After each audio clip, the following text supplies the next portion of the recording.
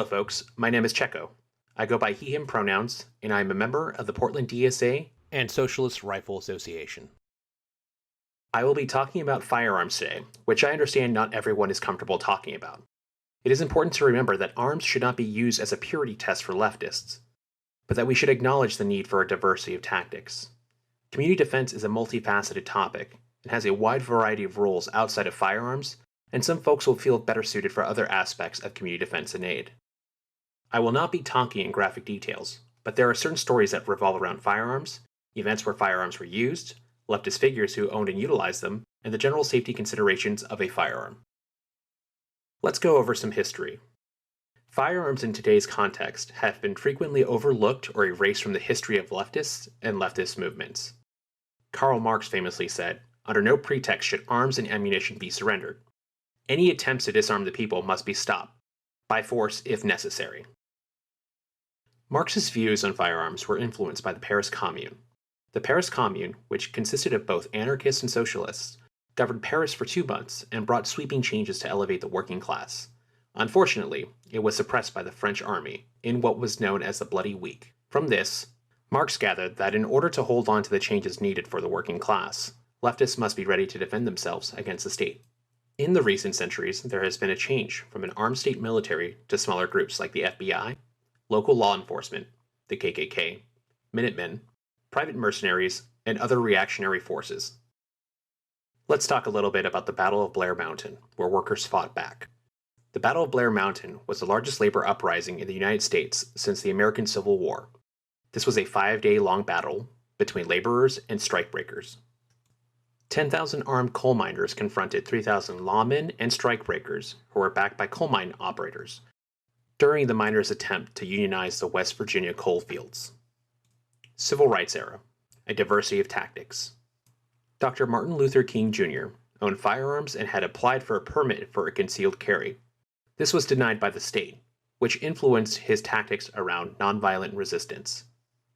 According to historian Annalise Dirks, even Martin Luther King Jr., the icon of nonviolence, employed armed bodyguards and had guns in his house during the early stages of the Montgomery bus boycott in 1956. Glenn Smiley, an organizer of the Nonviolent and Pacifist Fellowship of Reconciliation, observed during a house visit to King, "The police did not allow the minister a weapon permit, but the place is an arsenal." The Black Panther Party for Self-Defense. Quote, "Any armed people are slaves, or subject to slavery at any given moment." End quote. UEP Newton.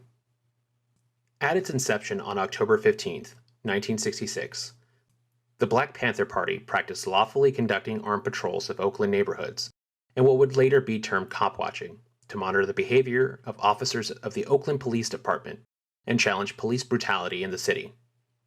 This led to the Mulford Act in 1967, which was a California bill that repealed a law allowing the public carrying of loaded firearms. The bill was crafted with the goal of disarming members of the Black Panther Party. This shows that the Republican Party has never truly been supporters of the Second Amendment, as this was signed into law by Ronald Reagan. The Mulford Act is a great example of how legislation will always affect poor and marginalized communities first, as our current laws are often bypassed by folks who have the time and money to get clearances by the Bureau of Alcohol, Tobacco, Firearms, and Explosives, otherwise known as the ATF. The American Indian Movement, Armed Struggle and Firearms in the Indigenous Community. The American Indian Movement was founded in July 1968. This was a Native American-led grassroots movement, which spoke out against injustices against their people, taking inspiration from the African American leaders of the Civil Rights Movement. AIM leaders talked about high unemployment, slum housing, and racist treatment, fought for treaty rights and the reclamation of tribal land, and advocated on behalf of urban Indians. Firearms are part of Indigenous communities, both as a tool for hunting and self-defense of their communities. It is important to recognize that the government does not protect people equally, and that is something to consider when discussing on the issues of autonomy and self-defense. Here is an excerpt from an interview with Dennis Banks, co-founder of AIM, on the recollections at the Second Battle of Wounded Knee. The FBI asked the Indigenous people at the Battle of Wounded Knee to turn in their firearms. The members of AIM created piles of 6 firearms stacked together and left them behind. The FBI quickly ran to pick up the weapons, only to find out that they were piles of sticks painted black. Hurricane Katrina, defending communities when infrastructure is unavailable. In August 2005, Hurricane Katrina struck the city of New Orleans, causing massive destruction due to the failures in engineering designs. This was paired with an inadequate response from the Federal Emergency Agency, known as FEMA.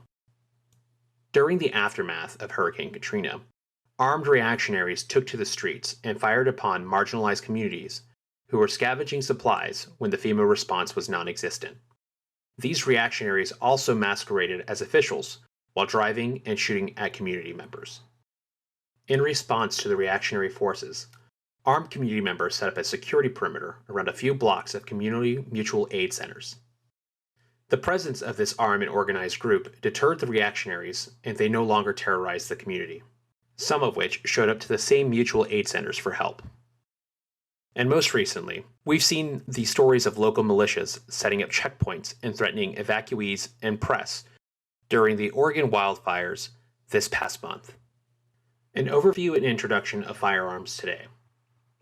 There are many factors to consider when purchasing a firearm. It is not a decision to take lightly. Firearm maintenance and training can be costly. We also live in a nation with more firearms than people, approximately 120 guns per 100 people. The US has 45% of the world's firearms. With these numbers in mind, basic firearm safety is essential. Firearms should be considered a tool that requires familiarization as opposed to a fearful object. I wouldn't want to pick up a chainsaw before knowing how to operate it. Firearms also require training for efficient use.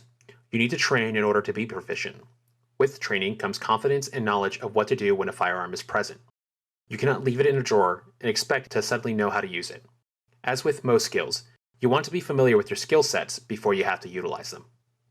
Firearms need to be maintained and stored in a way to prevent from damage or unaccounted for reappropriation.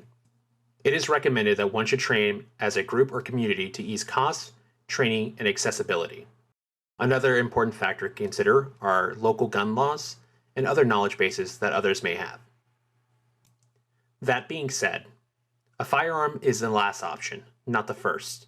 Please utilize other skill sets and de-escalation training before using a firearm.